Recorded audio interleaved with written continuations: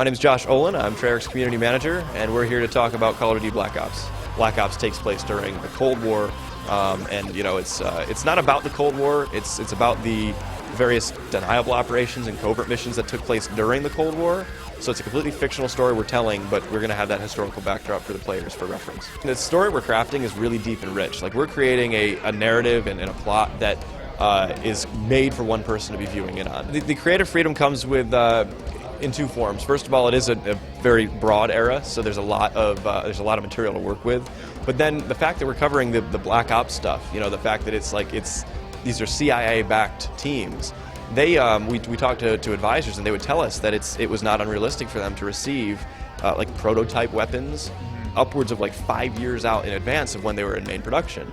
So that's allowed us to get our hands on some pretty cool weaponry, and even unconventional weapons that maybe never even made it into production. Right? These are the best of the best. If any government or weapons manufacturer was going to field test a weapon, it would be in the hands of a Black Ops team, like SOG, like SOG. And SOG was one of the Black Ops teams in Vietnam who we brought in a veteran of, and we got to talk to him all about it, and we got to tell some great anecdotes. If you're going to be playing these covert missions, these covert operatives, these are really cool guys, they're badasses, they take charge on the field, right? So you're not just the normal foot soldier who's taking direction, you're the guy who's giving direction, you're the guy who can single-handedly change the tides of a battle.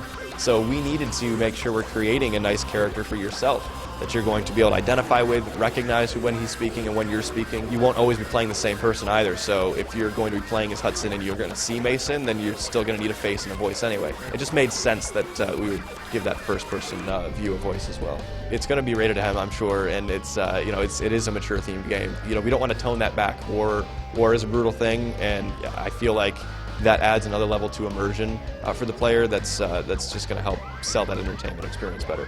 We know that co-op's important and people love it, so we have a separate co-op mode that's going to be standalone, completely unique, and we'll reveal that later this year. Black Ops multiplayer is huge. It's the biggest multiplayer project that we've ever worked on. So after World at War, where we shipped that year 3 titles, we refocused our studio's efforts to just develop one. So that's allowed us to have a dedicated MP team online since day one. And that's the first time for our studio. So it's allowed us the resources and the time to do a lot more things that we didn't get to do in previous games. Focusing on player customization and personalization was a big goal, as well as socialization. The online gamer, they want to create their own online identity, they want to make the game their own and play it the way they want to play it. So we're going to give them the tools and the abilities to do that. And of course, Machinima, you guys know no better than how these people want to make their own videos and movies, so these are all things that we're aware of. Call of Duty Black Ops will be available November 9th, 2010. It'll be shipping on the Xbox 360, PlayStation 3, the Nintendo Wii, and the PC. And for the PC fans, we are going to have dedicated servers for multiplayer.